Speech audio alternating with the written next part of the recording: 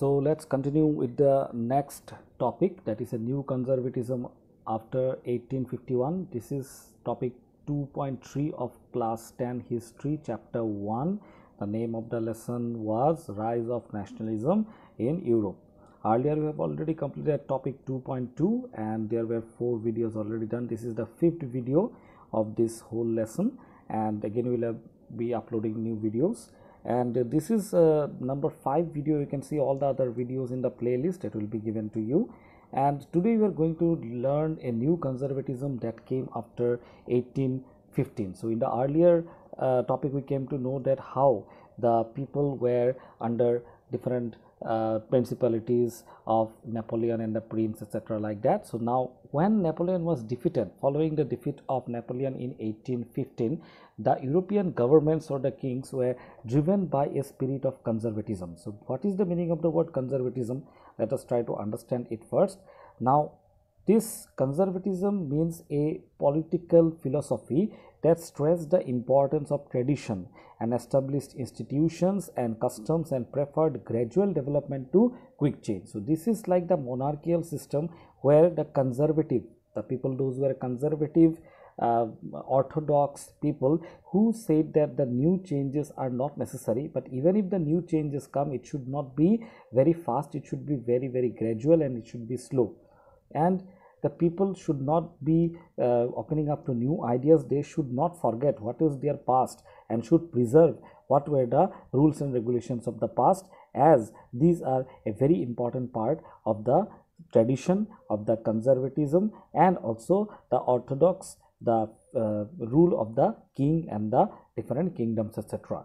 So now earlier these people, those who were living there, they thought that if these things are given in the minds of the people, it would corrupt them, and they believed that conservatives believed that established traditional institutions of the state and the society, like the monarchy was there, that is the king, ruled by the king, the church, that is the rule by the church where the pope was given more importance, the social hierarchy, that means the aristocratic families will be always treated little higher, or they will get more privileges than the people those who have more property will be getting more importance in the society. The family, that is the family as a whole, the member of the family are not important, but the main member of the family will take the decisions. So these all should be preserved. So they did not want that this old system, these old ideas where the monarchy, the church, the social hierarchy, that is the different ways of dividing the people on the basis of their property and wealth, and these all things should be discarded. And the family was considered to be that it is the basic foundation of a person's life. So these conservatives, most of these conservatives, however, did not propose a return to the society of the pre-revolutionary days. Although many governments decided that they should go for conservatism, but they did not want one thing, that is the kind of society which was earlier. Means they realized that the changes initiated by Napoleon and the modernization could in fact strengthen or bring new traditional institutions, like the monarchy also could be changed, and even the king was ruling, they would have a better government. It could make the state power more efficient and strong also. Why? Because there should be an army, but the army should not be an old model army that is only listening to the rules of the king, but it should be a modern army. And there must be an efficient bureaucracy. The bureaucracy means the administrative officers or the different departments, the people those who are working in the different kinds of the institutions of the government, they should be efficient and they should not be corrupt. There should also be a dynamic economy, an economy that is always ready to change, that is ready to start something new, and that would be changing according to the needs of the society. And the modern army would also be able to control if there is any kind of bad situation in the country. The abolition of feudalism, the feudalism where the people were slaves, considered as slaves, the farmers, and they had to work under the nobleman, these all should be abolished. And serfdom also, that is the serfdom is also like the people those were under the nobleman and aristocrats, these all should be completely stopped, and this could strengthen the autocratic monarchies of Europe. So if we remove all this and then we have monarchy, then definitely conservatism would be far more successful than it was before the days of revolution. So many people thought that we should also mingle, or we should mix the past with the present, and we should start a new conservative form of the government. That is why in the year 1815, after the defeat of Napoleon, the representatives of the main European powers, main kingdoms like Britain was there, that is England, Russia, Prussia and Austria.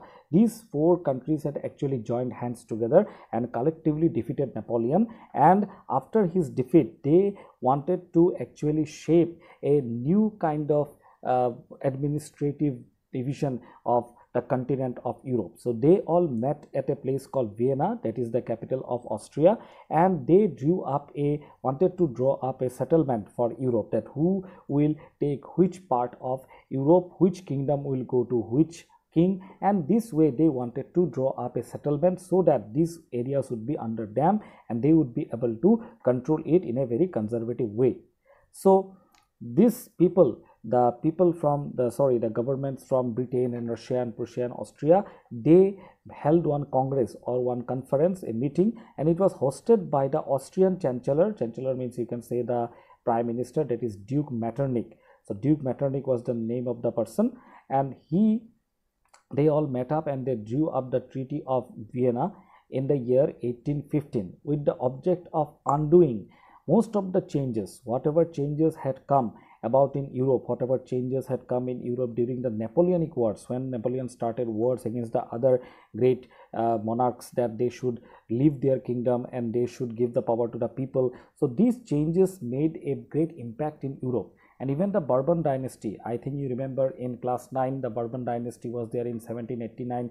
King Louis XVI was removed from power. He belonged to the Bourbon dynasty. He had been, the whole Bourbon dynasty was deposed or removed during the French Revolution, and even King Louis XVI and Queen Marie Antoinette were executed also. So the descendants of the Bourbon dynasty was restored to power, was brought back to power, and France lost the territories that it had annexed under Napoleon. So whatever areas nearby France was annexed or controlled by Napoleon, these all territories went away from France now.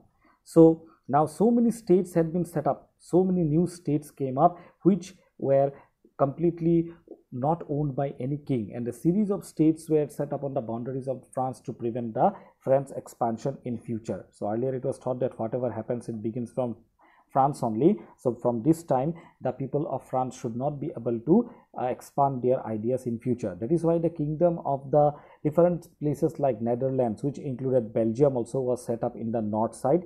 Genoa was added to the Piedmont in the south, and Prussia was added to the 39 new territories. 39 new territories means here the this new confederacies on the western frontiers, etc., and Austria was given control of the northern Italy.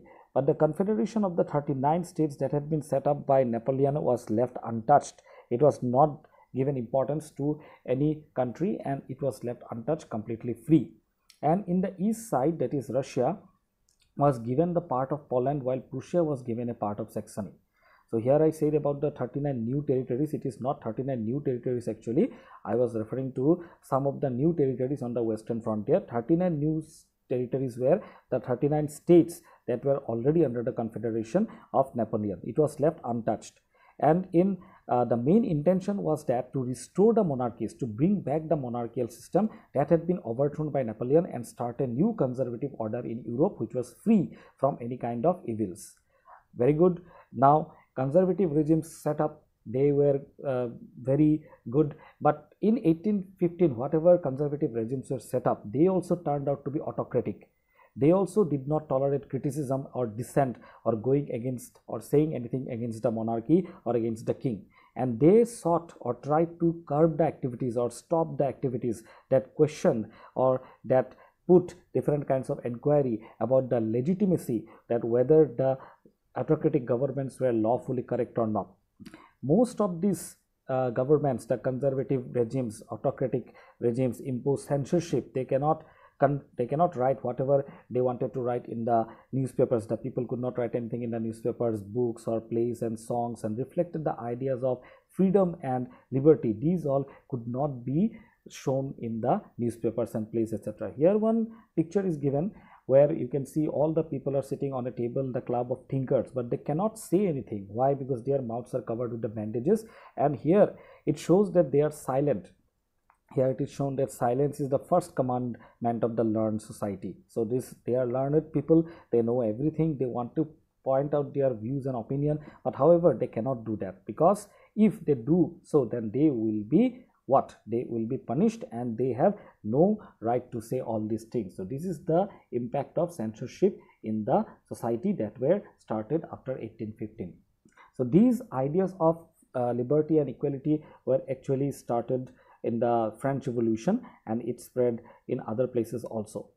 Now this censorship actually controlled, and it did not give birth to new ideas, and again people felt that they had been cheated, and these people again thought that what had happened in the French Revolution should be repeated. That is why the memory of the French Revolution nonetheless continued to inspire the liberals. Many such liberals were there, revolutionaries were there, who wanted to fight against this, and even in the year 1815 they wanted to go against the autocratic rulers, and again the same chain was supposed to be started.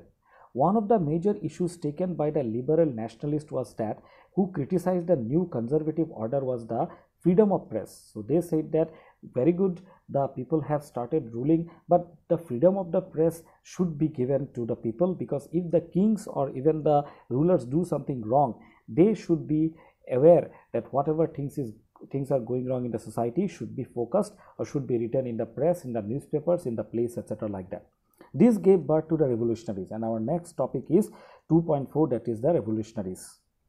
During the years following 1815, so after 1815, many democratic ideals were completely forgotten. That is why the fear of repression, the people were afraid, and this drove many liberal nationalists underground. They were afraid that they would be punished, they would be sent to jail. That is why they escaped, and they were hiding underground in the sense that they were hiding in the areas where they could not be found. So secret societies, secret meetings sprang up in many European states to train the revolutionaries, and these revolutionaries, these fighters for struggle for freedom, they wanted to spread their ideas. And to be revolutionary at this time meant that you are giving a commitment to oppose monarchical form, to oppose the kings that had been established after the Vienna Congress. So whatever things had been established, whatever monarchical form had been established after 1815, after the Vienna Congress, you have to go against that and to fight for liberty and freedom. Most of these revolutionaries saw the creation of the nation state is a necessary part of the struggle for freedom, and they have to go for the struggle for freedom.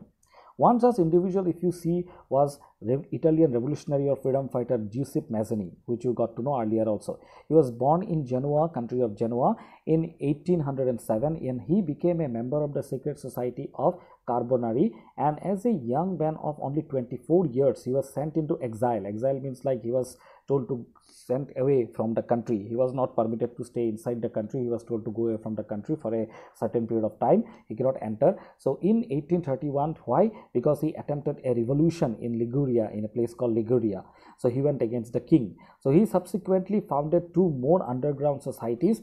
First, he found Young Italy in Marseille, and another one secret society he founded, and it was called Young Europe in Bern, which were like secret societies for the freedom of the people, so whose members were the like-minded or same-thinking young men from Poland, France, Italy, and the German states also.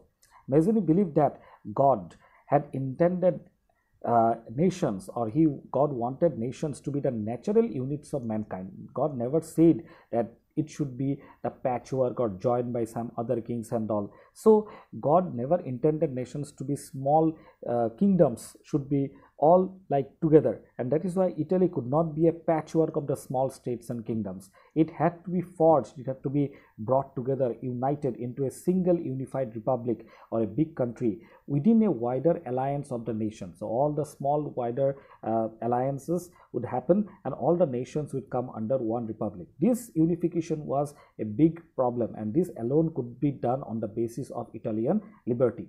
And following his model, secret societies were set up in France and Germany and Switzerland and Poland, etc. And these ideas spread even outside the countries also. Mazzini's relentless opposition to monarchy and his vision of democratic republics frightened the conservatives. They became very afraid, and even Duke Metternich, the Chancellor of Austria, described him. He was the most dangerous enemy of our social order. So the social order of the monarch, the social order of the aristocrats would be completely destroyed by Giuseppe Mazzini, and that is why he described it that he was the most dangerous. Out of the all different revolutionaries, he was the most dangerous of the social order. And you can see here picture is given about Giuseppe Mazzini and the founding of the young Europe in Bern. The picture I am showing you here, just let me lower it down a little bit, so you can see here everything is given that. So before that you can see, yeah, just 1 minute, I'm just checking it. Yeah, that's it. So here you can see in the year 1833, young Europe in Bern, and it was the picture of Giuseppe Mazzini and how all the people were surrounding him. They were influenced by his ideas. So in the next video we will read about some more topics, and till that time you can read the textbook also, and you can try to understand. So thank you, see you next time. So bye.